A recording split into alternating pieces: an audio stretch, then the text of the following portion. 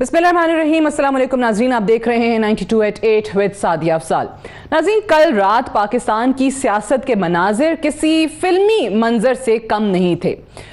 एक तरफ supreme court ने यह हुक्म दे रखा था कि स्पीकर साहब वज़ीर आज़म इमरान खान के खिलाफ तहरीक अदम एतमाद पर वोटिंग करवाएंगे और 12 बजे से पहले करवाएंगे, क्योंकि कल 9 अप्रैल नहीं, अदालत के मुताबिक 3 अप्रैल थी जिस दिन स्पीकर की रूलिंग आई थी और ये सारे का सारा मामला वहीं पर रुक गया था। अब जैसे ही 12 बजने के करीब थे तो ठीक 15 मिनट पहले स्पीकर कौमी असम्बली असद कैसर आते हैं और अपने इस्तीफे का ऐलान कर देते हैं। उसके बाद panel of chair Ayaz Sadiq जो हैं वो उसकी सदारत करते हैं और वज़ीर आज़म इमरान खान वज़ीर आज़म नहीं रहते, क्योंकि मेजॉरिटी जो है वो अपोजिशन के पास होती है। 174 वोट जो हैं वो तहरीक अदम एतमाद की हिमायत में पड़ते हैं। अब इस दौरान हमने बहुत सारी चीज़ें सुनी।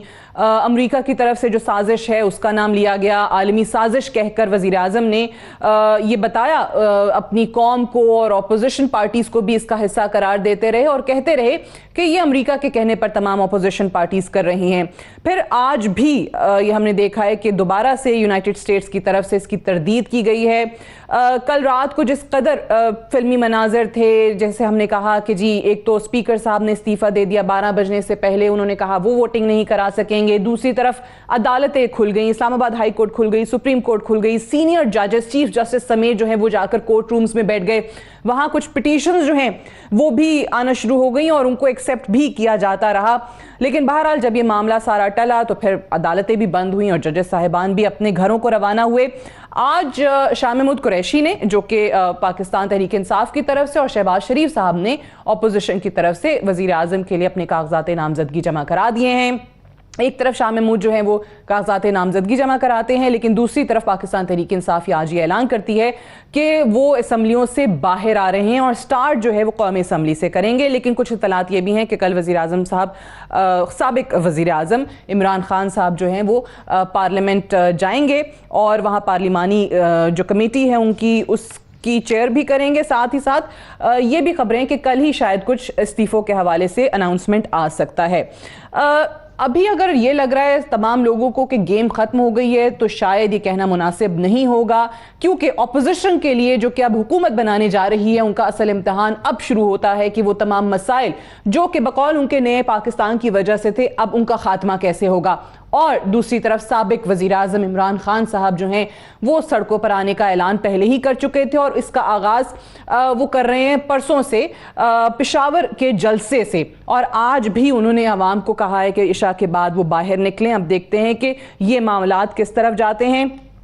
मेहमानों का आपसे तारुफ करवा दूँ, राना तनवीर हुसैन साहब हमारे साथ मौजूद हैं, सीनियर रहनुमा हैं पाकिस्तान मुस्लिम लीग नवाज के, MNA भी हैं, और आज शहबाज शरीफ साहब के जो कागजात नामजदगी जमा हुए तो आप तायद कुनंदा भी थे उनके। अंदलीब अब्बास साहबा हमारे साथ मौजूद हैं, MNA हैं पाकिस्तान तहरीक इंसाफ की, और हमारे साथ सेनेटर मौला बख्श चांडियो साहब भी मौजूद हैं, सीनियर रहनुमा है पाकिस्तान पीपल्स पार्टी के। आप तीनों को प्रोग्राम में खुशामदीद कहते हैं, बेहद शुक्रिया। राना साहब, पहले मैं आपसे आगाज करना चाहूंगी। आज एक पाकिस्तान तहरीक इंसाफ की तरफ से एक मशरूत पेशकश की गई और वो ये थी, वो कहते हैं कि जी अगर शहबाज शरीफ को नहीं किसी और को वजीर आजम बनाते हैं तो हम असम्बलियों में रहेंगे, अगर शहबाज शरीफ को ही वजीर आजम आपने बनाना है तो फिर हम असम्बलियों में नहीं बैठेंगे, बकौल फवाद चौधरी हम चोरों और डाकुओं के साथ नहीं बैठेंगे। तो ये इस्तीफे देना उनका ज़ाहिर एक कदम है जो कि शहबाज शरीफ को देखते हुए उन्होंने उठाया है, या हो सकता है इसके मुखालिफ भी कोई लोग निकल आए और ये फैसला इस तरीके से ना हो सके जैसे अभी अनाउंस हुआ है। लेकिन मेरा सवाल, क्या वाकई PTI को अगर आप चाहते थे कि अपोजिशन बेंचेस पर बैठे तो शहबाज शरीफ की जगह कोई और हो सकता था उम्मीदवार? ये मुतहिदा अपोजिशन का फैसला था शहबाज साहब का, और आप सुनते होंगे कि बिलावल साहब ने, सादिया कई दफ़ा कहा, जरदारी साहब ने भी, मौलाना फजल रहमान साहब ने भी, कि PMLN सबसे बड़ी जमात है अपोजिशन में नंबर के हिसाब से, लिहाजा उनका हक है। तो मैं समझा शहबाज साहब का फ़ैसला हमने किया। मुझे ये समझ नहीं आ रही कि ये किस स्टेट ऑफ माइंड में है ये अभी तक जो तहरीक इंसाफ वाले हैं, कि वो कहते हैं ना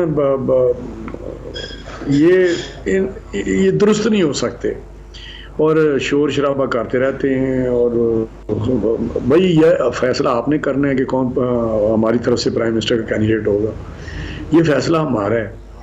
अगर आपने अपने फैसले करने हैं, आपने रिजाइन करने हैं, नहीं बैठ सकते तो ना बैठे। हमने कोई ज़बरदस्ती उनको तो नहीं बिठाना, वो शौक अपना पूरा करें जितना भी हो सकता है। लेकिन ये कहना कि ये ना हो वो ना हो, ये तो मेरा हाल है एक नॉन पॉलिटिकल सी बात वो करते हैं, या उनकी सोच ही इस किस्म की ऐसी है। इनके चेहरे ज़रा देखें, ये बहुत पहले से, लेकिन कल से तो इनके चेहरे जो हैं वो बिल्कुल जिस तरह डीप डिप्रेशन में नहीं लोग होते, जिस तरह बीमार लोग होते हैं, ज़हनी तौर पे भी बीमार हो चुके हैं। और शाह महमूद साहब की कल जो तकरीर थी वो देखी, वो एक हारे हुए जुआरी की लड़ रहे हैं, शोर डाल रहे हैं। और आज भी जो इन्होंने एक हरकत की है, मैं हैरान हूँ कि शाह महमूद इतना पुराना पार्लियामेंटेरियन है। मैं जानता हूँ, पहले MPA हमारे साथ ही होते थे, मियाँ नवाज शरीफ साहब के साथ। खैर वो पार्टियाँ तो बदलती रहते हैं, पार्टियों का तो इनको हिसाब ही नहीं कि कितनी पार्टियाँ लोगों ने बदली हैं। तो वो मैं जानता हूँ इस मजाज के नहीं है। आज इसने जो किया वहाँ पे मैं देखा है, आपने भी टीवी पे भी दिखा रहे हैं, वो बस यही था कि कोई पागल जो इन्होंने कोई मुखालफत की थी कागजात नामजदगी की शहबाज शरीफ साहब की। जी वही मैं कह रहा हूँ। आपने भी देखा सीन जो टीवी पे जा रहा था, मैं तो उधर था जी, मैंने तो देखा। मैं हैरान था हो क्या गया है। एहसन इकबाल साहब ने कोई बात की, गले पड़ रहा था, आपने देखा किस तरह अपने बाजू और हाथ उसके तक पहुंचा रहा था और कुछ जो गुफ्तगू कर रहा था। और बाबर वान साहब इनको मिले हुए हैं, वो एक फजूल किस्म की उसकी जिसकी रेलिवेंसी नहीं होती, प्रीएम्बल की कभी किसी कि ये इस्लामी रियासत है। मैं समझता हूँ कि ये इनके दिमाग काम नहीं कर रहे। भाई आप ये इतने बड़ी बात नहीं होती, ये होते रहते हैं। ये कल से बार बार बात की जा रही है कि साबिक वजीर आजम इमरान खान साहब के इर्द गिर्द ऐसे 4-5 लोग रहे जो थ्रू आउट उनको शायद गलत एडवाइस देते रहे, जिसके बायस मामलात इस कदर बिगड़े। और मैंने कल हम तकरीरें सुन रहे थे तो PMLN की तरफ से भी और पीपल्स पार्टी की तरफ से भी जितने लोगों ने बात की, उन्होंने शाह महमूद कुरैशी की तरफ ही इशारे किए और सबने कहा कि हमने तो आपको शुरू में ही कहा था कि ये आपको जो है वो डबो देंगे। बहरहाल इस पे तो उनका मौक़िफ़ जानेंगे PTI का। लेकिन मैं पहले सेनेटर मौला बख्श चांडियो साहब ये फरमाइएगा कि क्या इजी होगा इस नई हुकूमत के लिए, ऑपोजिशन की इतनी बड़ी तादाद जो है वो पार्लियामान से मुस्ताफ़ी हो जाती है 110-120 सीटों से, तो क्या सीधा सीधा ज़िमनी इलेक्शन की तरफ चले जाएंगे? ये खुद भी तो इलेक्शन कमीशन के लिए बहुत बड़ा चैलेंज होगा। जनरल इलेक्शंस के हवाले से ऑलरेडी वो कह चुके हैं अक्टूबर से पहले नहीं करा सकते। ये कौमी असम्बली की सिर्फ इतनी नशिस्तें नहीं और उसके बाद सूबाई असम्बलियों से भी इस्तीफ़ा दे देते हैं। तो ये कितना आसान आपको लग रहा है इलेक्शन कमीशन के लिए, करवा पाएंगे? मुझे तो पहली तो बात सादिया बीबी इंतहाई अफसोस है, मैं 2 मिनट ज्यादा ही ले लूंगा। मुझे इंतहाई अफसोस है जो सूरत हाल हुई है पाकिस्तान में। नहीं ऐसे कभी हुई ही नहीं। कल भी एक जस्टिस साहब आ रहे थे, उन्होंने भी हंस रहे थे, कहते मेरी इतनी उम्र हो गई है मैंने कभी ऐसे नहीं देखा। मैं कहता हूँ कि शान के साथ आना, शान के साथ जाना बड़ी इज्जत की बात होती है। कुछ लोग आते भी बड़ी इज्जत के साथ हैं और जाते भी बड़ी मान के साथ हैं, उनके नाम रह जाता है। लेकिन कुछ गिर कर घसीट कर खुद को चलाते हैं, ये कोई सियासत में कोई बावकार अंदाज नहीं है। सीधी बात है, मेरा वास्ता नहीं है PTI की सियासत से। जो PTI अपने लिए बेहतर समझती है, जो खान साहब बेहतर समझते हैं वो करे। लेकिन जब वो आ रहे थे लोगों की तौकात वापसता थी। मैं खुद कहता था, मैं पीपल्स पार्टी का कारकुन हूँ, मेरे रूह में पीपल्स पार्टी है, लेकिन मैंने कहा चले पाकिस्तान के हालात ऐसे हैं, हो सकता है कि नई पार्टी नई क़यादत आए, कोई मसला कोई हल होगा, कोई सूरत-ए-हाल बनेगी। इन्होंने ऐसे ही मायूस किया, इंतहाई मायूस की सूरत हाल रही। इतने साल में एक दिन भी नहीं बताया कि मेरा कारनामा क्या है। जब भी पूछा भाई आपने क्या किया है तो दूसरों को गालियां देना शुरू की, आपने क्या किया, आपने क्या किया उसने। ये कोई हुकूमत नहीं होती है। चले छोड़े, इस बार अब गुजर गई। अब कल की बात जो गुजरी है उसमें क्या हो रहा था, 10-15 दिन पहले ही पता चल गया था। चलो आपके गए दूसरों के आए, मैं उस पर बहस नहीं कर रहा, मैं बात को खत्म करना चाह रहा हूं। लेकिन पता चल गया था कि हुकूमत के पास अक्सरियत नहीं है, तो ये अच्छा न था। कि बावकार अंदाज से वो इस्तीफा देते और चले जाते, रुखसत होते, घसीट कर ले गए पीटीआई की। बट उन्होंने अनाउंस कर दिया था मैं आखिरी बॉल तक खेलूंगा। तरीका था, आखिरी बॉल तक तो नहीं खेले, वो तो आए नहीं मैदान में, खेले क्या? वो तो हमारे लीडर ने कहा वो विकेट लेकर भाग गए। लेकिन मैं अभी देखें वो फिलहाल तो बहसियत वज़ीर-ए-आज़म के साबिक है और जा चुके हैं, मैं उस पर कोई ज्यादा बात नहीं करना। मैं इसलिए ये कहना चाह रहा हूँ कि बावकार तरीका था कि अगर मेंबर आप कोर्टों में जाते, जो करते, इलेक्शन कमीशन में जाते कि आपके वोट चोरी हो गए, लेकिन अगर आप पूरे नहीं थे तो इतनी बड़ी मुसीबत में क्यों डाला पाकिस्तान के लोगों को? क्यों एक रिवाज डाला? ठीक है, मेजॉरिटी ऑब्वियसली उनके हाथ से निकल चुकी थी। और कल ये भी एक देखने की बात है कि जो मुनहरे फराकीन जिनका जिक्र किया जा रहा था, उनके बगैर 174 नंबर जो है। जी मुकम्मल कर लीजिए। सादिया बीबी, ये आज का इश्यू ऐसा है, इसमें 2 मिनट भले कोई बोल भी जाए तो कोई बड़ी बात नहीं है। ये कोई सान्या हुआ है पाकिस्तान में, ये कोई ट्रेजेडी है पाकिस्तान के जमहूरियत और सियासी निजाम के साथ। इसलिए मैं कह रहा हूं, वरना आपको पता है मैं कोई लंबी चौड़ी बात नहीं करता, सीधी बात है। अगर आपके पास बावकार से चले जाते, स्पीकर साहब देखे भला, ये उन्होंने अच्छा किया अपने कायज़ वफा की, बहुत अच्छा, खुशी की बात है कि जियाले की तरह। लेकिन ये इस मनसब का तो तकाजा नहीं था जी कि सुप्रीम कोर्ट ने गोया फैसला तो दे दिया है लेकिन मैं नहीं मान सकता। आप कौन होते हैं? कुर्सी में बैठेंगे स्पीकर की में और कहोगे मैं सुप्रीम कोर्ट का फैसला नहीं मानता हूं? ये कोई तरीकाकार है? ये स्पीकर बनकर आप रवाज डाल रहे हैं कि सुप्रीम कोर्ट के फैसले को नहीं मानेंगे आप? आपने भुट्टो साहब को कत्ल कर दिया, इन्होंने भुट्टो साहब को फांसी दे दी, दुनिया ने उस फांसी को नहीं माना। हमने कहा सुप्रीम कोर्ट का फैसला है, हम लोग लेकर सुप्रीम कोर्ट पे लानती भेजने नहीं गए, चले जा करना तो इनको। लेकिन अब अभी 1 मिनट की बात करना चाहता हूं। चले जो भी हुआ, इसका मतलब अभी भी आप बहरान खत्म करना नहीं चाहते पाकिस्तान में? अभी भी आपको लोगों का चैन और सुकून आपको नहीं चाहिए? अब आप इलेक्शन में, सादिया बीबी में बता रहा हूं, ये इलेक्शन का काम कर रहे हैं, ये लोगों को उल्लू बना रहे हैं कि ये हो रहा है, कुछ नहीं है। ये इलेक्शन में जज्बाती माहौल बनाकर जाना चाहते हैं, ये इलेक्शन का काम कर रहे हैं और कुछ नहीं होना है। लेकिन मैं इनको कह रहा हूं, अच्छा एक पल के लिए तो कौमी रहनुमा बन के दिखाएं, एक पल के लिए तो बताएं कि खान साहब आप पाकिस्तान के रहनुमा हैं और कौमी रहनुमा हैं। मुझे तो नहीं लगता, आप तो ईमान साहब इलाकाई रहनुमाओं से भी नीचे की सियासत कर रहे हैं। ठीक है चांदिया साहब, आपकी बात आ गई। आपने कहा कि असद कैसर साहब ने ऑब्वियसली कल अदालत का हुक्म नहीं माना, या उन्होंने अपनी पार्टी के वो जाले तो चले पीपल्स पार्टी वाले उनको टाइगर कहते हैं, चले टाइगर होने का सबूत दिया। लेकिन मैं एक शख्स की अदलीब साहिबा की जानिब जाने से पहले तारीफ करना चाहूंगी, अली मोहम्मद खान, जो कि कल आप लोगों ने, अपोजिशन के लोगों ने इनफैक्ट उनकी तारीफ की कि वो मौजूद रहे। 174 अरकान जो है दूसरी तरफ बैठे थे, लेकिन वो वाहिद आदमी था जो वहां बैठा रहा, तकरीर भी की, खड़े रहे अपने कायद के साथ। आप जो मर्जी कहें, वो वफादारी जो है वो उन्होंने निभाई। कल उसकी झलक जो है वो नजर आ रही थी। अंदलीब अब्बास साहिबा, इस्तीफे देने का फैसला क्यों? जलसे बिल्कुल करें, आपका हक है, लेकिन आपको नहीं लगता कि पार्लियामान के अंदर आप मैदान खाली छोड़ देंगे? शुक्रिया सादिया।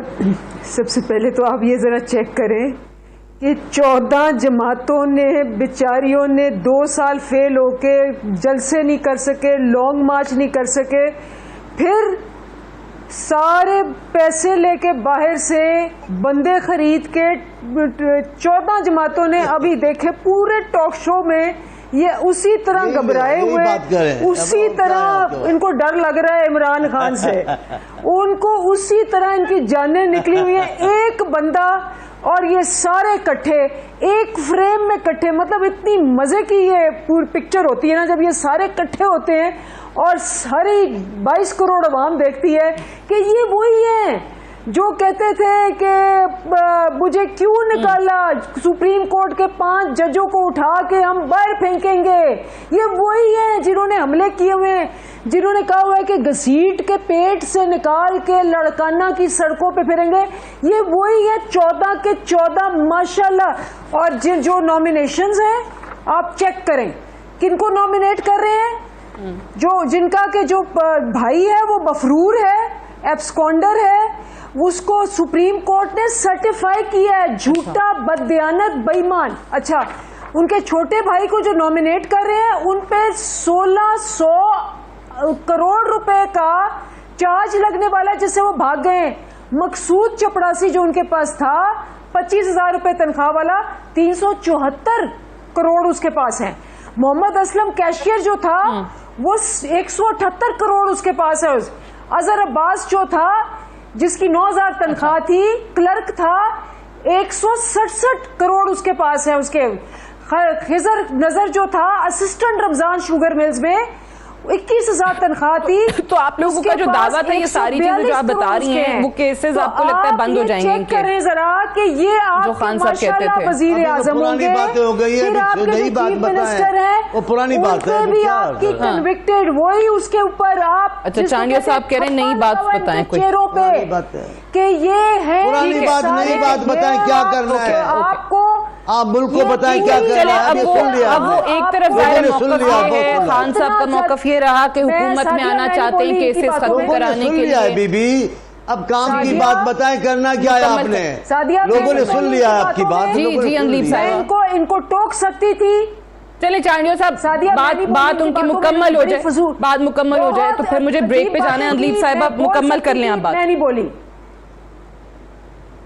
मैं इन्होंने इतनी अजीब बातें की, मैंने एक दफा नहीं टोका। अब मुझे बात सुनने दे, करने दे मैं जी। अच्छा, हकीकत जो होती ना तल्ख होती है, ये फैक्ट्स हैं, ये देखें, ये फैक्ट्स हैं कि इनके ऊपर क्या क्या निकला है। उसके अलावा ये सारी बेलों पे हैं, मतलब चाचा बेल पे, भाई बेल पे, बेटा बेल पे, बेटी बेल पे।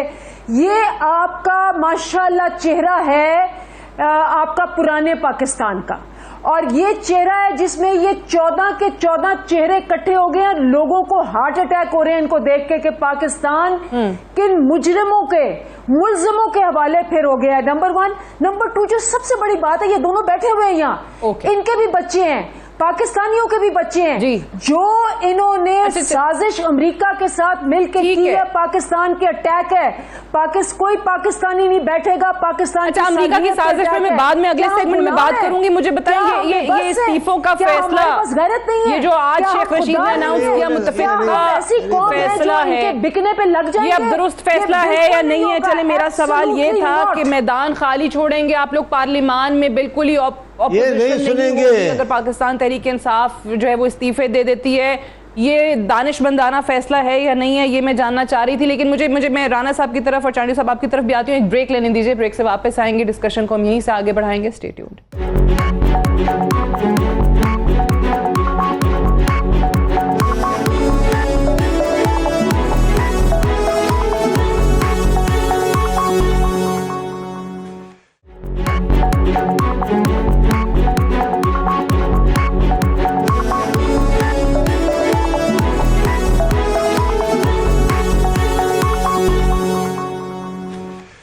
Welcome back. प्रोग्राम में एक बार फिर से खुश आमदीद। जब से पाकिस्तान मार्ज़ वजूद में आया है 1947 से, पाकिस्तान का कोई भी वज़ीर आज़म अपनी 5 साला मुद्दत पूरी नहीं कर सका है, और इमरान खान इस लिस्ट में 19वें ऐसे वज़ीर आज़म बन चुके हैं, और पहले ऐसे वज़ीर आज़म जिनके खिलाफ तहरीक अदम एतमाद कामयाब हुई हो। राना साहब, मेरा आपसे सवाल ये कि अब आप 10-12 जमातें इकट्ठी होकर हुकूमत बना लेती हैं, ऑब्वियसली इतनी ज़्यादा जमातों के साथ हुकूमत को ज़्यादा लंबे अरसे के लिए चलाना एक इंतहाई मुश्किल काम भी है। पाकिस्तान मुस्लिम लीग नवाज की इस पे क्या राय है? आप लोग कब तक इलेक्शंस चाहते हैं?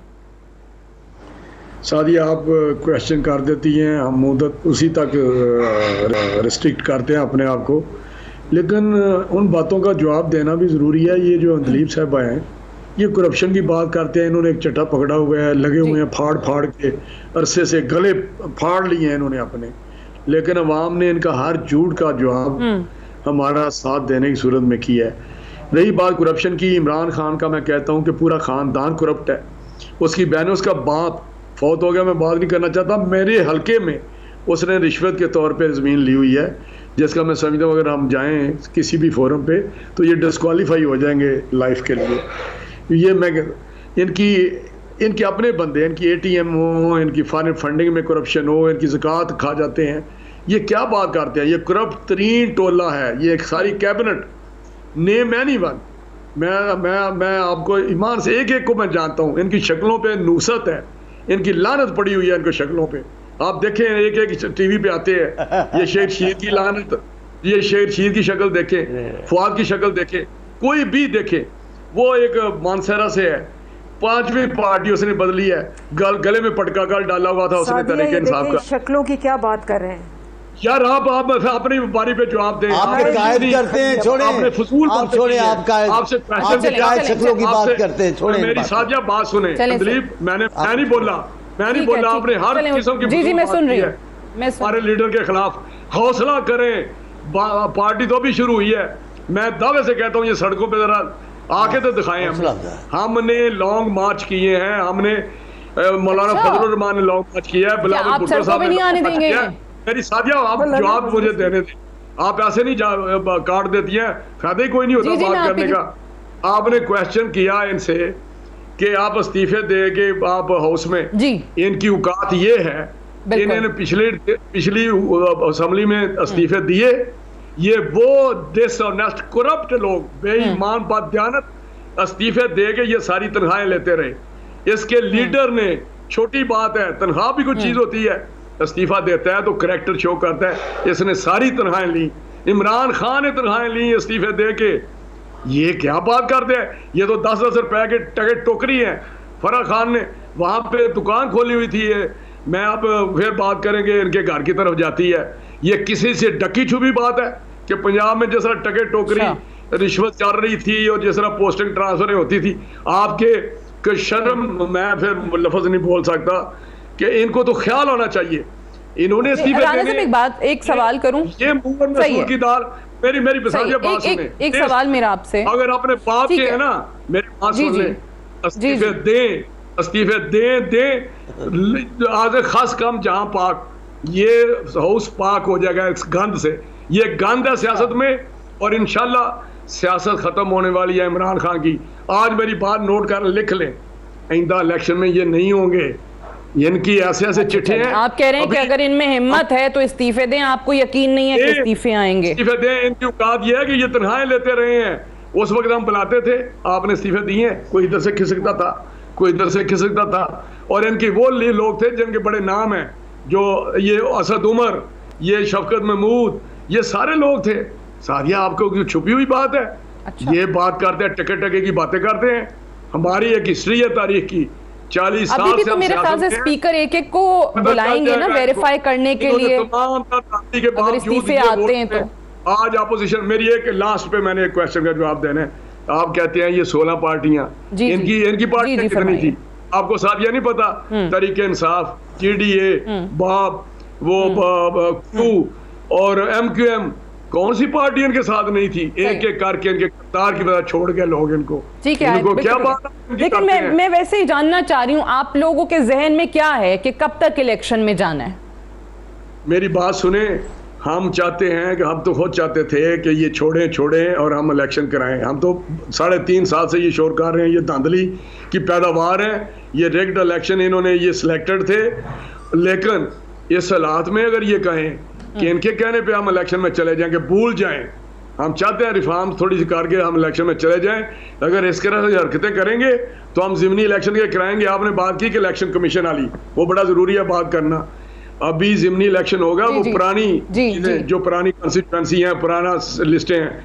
लेकिन जब जनरल इलेक्शन होगा, फिर डिलिमिटेशन, मैंडेटरी ऑब्लिगेशन है कॉन्स्टिट्यूशनल, पढ़े जरा कॉन्स्टिट्यूशन। Very interesting. तो ये ज़िमनी इलेक्शन इनकी छोड़ी हुई सीटों पे करवाना कोई बड़ा मसला नहीं होगा, क्योंकि वो तो आपके पुरानी थोड़ी बात होनी चाहिए जी। परवीनल जो सेंसस थी ना 2017 की, परवीनल सेंसस का जो रिजल्ट था, परवीनल रिजल्ट, उस पर डिलिमिटेशन हुई थी। हमने अमेंडमेंट की थी कॉन्स्टिट्यूशन में 1 टाइम, अब वो नोटिफाई हो गई है, जो फाइनल है उसमें भी कॉन्स्टिट्यूशन की अमेंडमेंट है। दूसरे फाटा की जो सीटें हैं 6 वो ऐड होंगी, तो नेचुरली फिर हमारी इधर से सीटें कम हो जाएंगी 6। वो डिलिमिटेशन होनी ही होनी है, जो मर्जी करें, ये कोई नहीं कारण उसको रोक सकता, वरना वो इलेक्शन हो नहीं सकते। ठीक है, ठीक बातें चलें, बिल्कुल सही है। अच्छा, यही सवाल मेरा चांडियो साहब आपसे भी कि पीपल्स पार्टी के हवाले से ऑब्वियसली इत्तलात आती रही, ये जो राणा साहब ने एक तो कहा पीटीआई को लेकर, क्या कह रहे हैं राणा साहब? मैंने कहा अभी पार्टी तो अब शुरू हुई, आप सड़कों पे आए ना जरा, हम तो कहते सड़कों पे आए, मजा आए, हम भी देखें। अच्छा चले, आप कह रहे पार्टी अभी शुरू हुई है, सड़कों पे आए पीटीआई, ठीक है। चांडियो साहब पीपल्स पार्टी के हवाले से ऑब्वियसली इत्तलात आई कि शायद आप लोग चाहते हैं कि असेंबली जो है वो अपनी मुद्दत पूरी करे। ये अभी राणा साहब ने भी बताया कि पहले चाहते हैं कि कुछ रिफॉर्म्स हो जाएं। अब वो रिफॉर्म्स में ऑब्वियसली पीटीआई तो एक अलग बात करती है, वो कहती है कि ये तो आ इसलिए रहे, अपनी केसेस जो हैं वो खत्म कर दें, नैब को खत्म कर दें, लेकिन पीपल्स पार्टी के जहन में वाकई ये है कि असेंबली मुद्दत पूरी करे, अगले साल इंतखाबात हो। 3.5 साल सादिया, सॉरी चांडियो साहब ने बात, 3.5 साल इनकी उम्र रही है। एक केस का फैसला, मैं आपके सवाल का जवाब दे रहा हूँ, मैं आपके सवाल का जवाब दे रहा हूँ जी चांडियो साहब। ये सवाल जवाब अभी पूरा अरसा मैं आपके सवाल का जवाब देने लगा हूँ, लेकिन ये सवाल जवाब होते रहे, इनका कोई असर नहीं है। असल बुनियादी बातें हैं। मैं अंजलि बीबी मेरी बहन है, मुझे अच्छा नहीं लगता अभी ये राणा साहब बात कर रहे थे, जिस अंदाज से वो जो जुमले और अल्फाज थे, बखुदा ये पूरे पाकिस्तान की कौमों में ये रुझान नहीं है, लेकिन ये गुफ्तगू हम खवातीन से नहीं करते हैं, लेकिन मजबूरी है, ये आपके कायद ने जबान डाली है, ये आपके कायद ने रवाज डाला खवातीन से। क्या वो मर्द बनकर जो गुफ्तगू करते हैं वो हमें जेब नहीं देती, पूरा पाकिस्तान मजम्मत करता है पीटीआई के, इनके लबो लहजे की। पीटीआई में आप आते हैं, आप अपने इक़दार भूल जाते हैं, आप बोलना भूल जाते हैं कि सामने भाई है, बुजुर्ग है, बेटा है, नौजवान है, सियासी रहनुमा है, सीनियर है, आप भूल जाती हैं। फिर आपको जवाब में ये बातें सुननी होती हैं। बातें आपसे कर रहे थे राणा साहब, मुल्तकली मुझे हो रही थी। ये हम ऐसे लोग नहीं हैं कि हम ऐसा बोलें, लेकिन आपके लीडर ने ये गुफ्तगू शुरू किया है, माओं पे बहनों पे गालियां देना आपने सिखाया है। अब आपको बर्दाश्त तो करना होगा, लेकिन मैं अभी इस बात को ख़त्म करना चाहता हूँ। हम कहते हैं इस्लाहात होने चाहिए, तब बामकसद इंतखाब होंगे, इस्लाहात नहीं होंगे तो बामकसद इंतखाब नहीं होंगे। इधर उधर से करके जीत जाना, अभी देखो किस अंदाज से मेरी बहन बोल रही थी, हाँ 14 जमायतें, आप कोई कल ही जमायत थी, पूरे मुल्क से तो आपने जमायतें जमा की थी, 3 सीटें 2 सीटें करके मुकाबले में आए थे। मैं तो बार बार कहता हूं कि हवा के दोष पे रखे हुए चिराग थे हम, जो बुझ गए, तो हवा से शिकायतें कैसी, सारे जहान से तो लोग आपने जमा किए। ठीक कहा आपने, बाप पार्टी की बात की है, बाप ने आपका बाप पीटीआई के बाप होने का हक अदा नहीं किया, क्योंकि आपको उन्होंने फरमान बरदार नहीं देखा, आपको बेईमान देखा।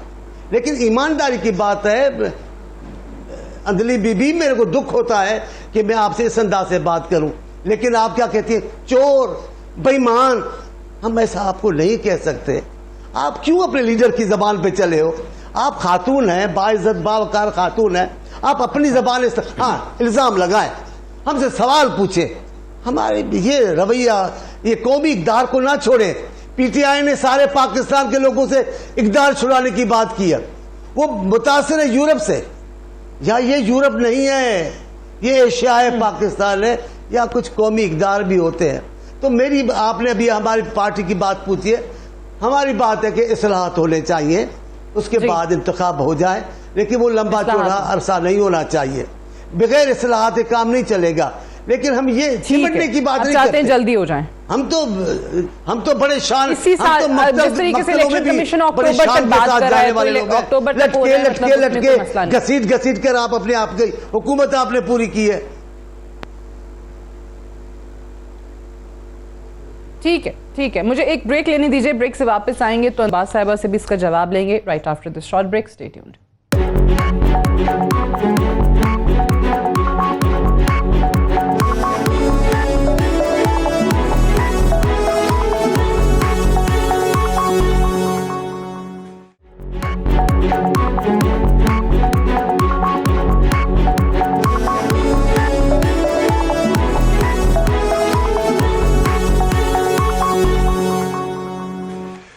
Welcome back. प्रोग्राम में एक बार फिर से खुश आमदीद। अगर दोनों तरफ की हम बात करें तो अपोजिशन ये कहती है कि नए पाकिस्तान के चक्कर में मुल्क की मईशत का सत्यानाश हो गया है। दूसरी तरफ इस वक्त अब जो अपोजिशन है पाकिस्तान तहरीक इंसाफ, वो ये कहती है कि ये सिर्फ और सिर्फ अकाउंटेबिलिटी से भागने के लिए, अपने केसेस ख़त्म करने के लिए जो है वो हुकूमत में आना चाहते थे। हालांकि अगले इलेक्शन का भी इंतज़ार हो सकता है। लेकिन अंदलीब साहिबा, एक बात बताइए, एक तरफ ये बयानियाँ आप लोग लेकर चल रहे हैं, हुकूमत अगर वाकई ये कोशिश करती है पार्लियामान में, जिसको चांडियो साहब ने भी और राना साहब ने भी कहा कि हम इस्लाहात चाहते हैं, अगर कहीं से आपको ये शायबा भी गुजरता है कि वो इस्लाहात सही नहीं हैं या ये लोग अपने केसेस ख़त्म करने के लिए कर रहे हैं या नैब बंद करने के लिए कर रहे हैं, कल को नया कोई नैब का चेयरमैन आता है, तो अगर आप लोग एक भरपूर ऑपोजिशन के तौर पे पार्लियामान में मजबूत हों तो ही आप एक दीवार खड़ी कर सकते हैं ना, अगर वाकई ये चीज़ आपकी मान ली जाए। दूसरी तरफ आप कहते हैं कि नहीं, हमने बाहर आना है। देखिए, सबसे पहली बात तो ये इन्होंने मेरी लैंग्वेज का कहा, अगर इनको इतराज़ है तो कंटेम्प्ट करें, सुप्रीम कोर्ट पे जाएं, क्योंकि सुप्रीम कोर्ट ने जो एक ठप्पा लगाया, सर्टिफाइड ठप्पा लगाया नवाज शरीफ साहब के ऊपर 63 है 60, उसमें कहा गया कि जी ये बददियानत और बेईमान है। मैं वो रिपीट कर रही हूँ, अगर चोर को कहना चोर गलत है, वो कन्विक्टेड भी हैं, वो मुजरिम भी हैं, वो मफरूर भी हैं, ये लाहौर हाई कोर्ट के लफ्ज़ हैं कि वो धोखा दे के भाग गए लोगों को, ये उनके एब्सकॉन्डर हैं, ये तो ये कोर्टों के लफ्ज़ हैं। अगर इनको ये समझते हैं कि कोर्ट ने गाली निकाली है नवाज शरीफ पे और शहबाज शरीफ पे, तो जाके कंटेम्प्ट ऑफ कोर्ट कर लें। मैं तो सिर्फ रिपीट कर रही हूँ वो बैटम जो कोर्ट इन पे ऑर्डर्स दे चुकी है। अच्छा, अब आप बात कर रही हैं कि जी हम दीवार की तरह, आप फिक्र ना करें। देखिए, ये अब केस जो है ना, ये कोई सिर्फ पार्लियामेंट का नहीं है, ये पाकिस्तान की सालमियत का है। पाकिस्तान की सालमियत पे अटैक हुआ है और उस पे एक फॉरेन कुव्वत की मदद से पाकिस्तान की पार्लियामेंट पे पाकिस्तान के लोगों को एक इन्वेजन हुई है। अब ये मामला है कि क्या हमने गुलामी में रहना है और बाहर से पैसे लेके, और आपको याद होगा, मैं इस पे कोट करती हूँ और आप इनसे पूछ ले सवाल करें, क्या बेनजीर भुट्टो साहिबा ने बारहा हर जगह नहीं कहा कि नवाज शरीफ को बाहर से पैसे लेता था, हत्ता कि उसामा बिन लादेन से पैसे लेके मेरी हुकूमत हटाई? क्या ये बात सही है कि गलत? अगर ये गलत है तो कह दें कि बेनजीर भुट्टो झूठ बोल रही थी। अच्छा। दूसरा, आप इनसे पूछें कि मेमो गेट जो था वो क्या अभी तक उसका डॉक्यूमेंट नहीं बचा, जिसमें जरदारी साहब ने बाहर अमेरिका को सहन अकानी के जरिए कहा कि आओ मुझे बचाओ, मेरी फौज को निकालो। ये सारी बातें डॉक्यूमेंटेड हैं, ये कोई पहली दफा इन्होंने की है, ये तो आए ये बहरहाल एक बयानिया है जो पाकिस्तान तहरीक इंसाफ इस वक्त बनाने की कोशिश कर रही है कि ये आलमी साजिश हुई है। मैं जवाब ले लेती हूँ, दोनों से जवाब ले लेती हूँ क्योंकि फिर टाइम भी थोड़ा है इस सेगमेंट में हमारे पास। राना साहब, पहले आप फरमाइए, ये आलमी साजिश वाला जो नैरेटिव है, पाकिस्तान तहरीक इंसाफ को इसमें मदद मिलेगी आइंदा के इंतखाबात के अंदर, जो कैंपेन का उन्होंने बाकायदा आगाज भी कर दिया है? सादिया, मैं आपको बताऊं कि अब रही सही कसर इन्होंने खुद ही निकाल दी अपनी, कि अब कौम जो समझती थी, कुछ लोग समझते थे कि इमरान खान नया पाकिस्तान को करेगा, आज ये सर्टिफाइड, मैं आपको सर्टिफाइड इसलिए कौम कहती है कि इमरान खान झूठ बोलता है, बयानिया अपना झूठ पे अपना बेस करता है, झूठे मतलब बात पे वो बेस करता है अपना बयानिया। अब लोगों को पता चल गया ये एक नया इन्होंने ड्रामा रचाया अमेरिका का। ये अमेरिका के खुद बड़े पिट्ठू, ये ट्रंप के साथ जिस तरह जाके जफियाँ डालता रहा, बाइडन की कॉल का इंतजार करता रहा, ये क्या शख्स है? मुझे तो समझ नहीं, ये उधर गया तो ये कहता ये मैं लेके आऊँ, जब उधर जलसा करके एयरपोर्ट पे अमेरिका से जब वापस आया है इमरान खान, तो इसने एयरपोर्ट पे इन्होंने बहुत बड़ा जलसा किया इस्लामाबाद एयरपोर्ट पे, सारे पाकिस्तान ये लोग इकट्ठे किए। अगर आपको याद हो, वहाँ तकरीर की और वहाँ उन्होंने ये भी फरमाया तकरीर में कि ये मेरा दौरा कामयाब जो हुआ है, ये वो क्या उसका इनकी बीवी का नाम है, क्या उसकी वजह से हुआ है, वो क्या नाम क्या है उसका जी, इनकी बेगम साहबा का, आपको याद होगा, ये तकरीर में फरमाया उन्होंने कहा कि ये जी इमरान खान की बेगम साहबा का नाम उन्होंने ले किया कि ये नहीं अभी जो अभी नहीं मौजूदा बेगम जो है उसका क्या नाम, अच्छा अच्छा, वो बुशरा बीबी की बात कर रहे हैं। बुशरा बीबी, ये बुशरा बीबी लेवल चेक करें इनका, बुरी बात है। अगर मैं इनका जरा गलत कह रहा हूँ, लेवल चेक करें। बुरी बात। तकरीर की हजारों लोगों के जलसे में कि ये मेरा अमेरिका का ठीक दौर है। है कि कामयाबी के पीछे बुशरा बीबी, ये आपने सुनी थी ना तकरीर यार। ये जो बंदे बुशरा बीबी के उनको और अमेरिका का ये जो था, वो कहते थे आज मैंने दुनिया फतह कर लिया, मेरा कामयाब चले आप कह रहे हैं कि वो नैरेटिव गलत। इनको इस किस्म की बातें करते हुए कोई शर्म होती है, कोई हिया होती है, और अपनी ये इस बयानिए से अपने मुल्क की सालमियत से ये कहते हैं। राइट, मैं लास्ट कमेंट मुझे चांडियो साहब से भी लेने की इजाजत दीजिए। चांडियो साहब, ये मेरा फिक्र है मैं कि ये मुल्क की सालमियत के साथ इस बयानिए के जरिए खेले, जी फरमाएं। इसका हिसाब होगा, इनके हिसाब लेंगे हम। एहतसाब होगा आपको लगता है? चलें, बहरहाल चांडियो साहब, लास्ट कमेंट आपका इसी पे। आलमी साजिश वाला नैरेटिव, पाकिस्तान तहरीक इंसाफ कहती है कि हमारे कारकुनान सपोर्टर्स इस चीज को बाय कर रहे हैं। वो आलमी मामला मेरे लिए इतना अहम नहीं है जितना मेरा अपनी बहन अंजलिब को राजी करना मेरे लिए अहम है। अंजलि बीबी, मैं आपसे माफ़ी मांग रहा हूँ। मैंने आपको मशवरा दिया कि अच्छा ये अल्फाज ना इस्तेमाल करें, मैं आपसे माफ़ी मांगता हूँ, दोबारा इस्तेमाल करें और इसको ज़ोर ज़ोर से और भी जो सख्त अल्फाज मिले, वो जो जेब दे खवातीन को और PTI की खवातीन को, वो आप ज़रूर इस्तेमाल करें। मेरे मशवरे पर अमल ना करना, मैं माफ़ी मांगता हूँ, मैंने आपको मशवरा दे दिया। दूसरी बात, ये नैरेटिव भले जो भी चाहे बनाए, 3.5 साल लोगों ने इनको देख लिया है। इन्होंने कौन सा गवर्नर हाउस गिराया, इन्होंने कौन सा प्राइम मिनिस्टर हाउस में इदारा बनाया, इन्होंने किस आदमी से प्रोटोकॉल छीना, इन्होंने किसकी सहूलत दी, इन्होंने आसानियां क्या पैदा की, इन्होंने रोटी के लिए क्या किया, इन्होंने नौकरियों के लिए क्या किया, इन्होंने सहाफियों के लिए क्या किया, इन्होंने तो ठीक है चांडियो साहब, चले अनफॉर्चुनेटली बहुत बहुत सेनेटर मौला बख्श चांडियो साहब, अंजलि अब्बास साहिबा और राना तनवीर हुसैन साहब प्रोग्राम में ज्वाइन करने के लिए। दैट्स ऑल फॉर टुनाइट, इजाजत दीजिए, खुदा हाफिज।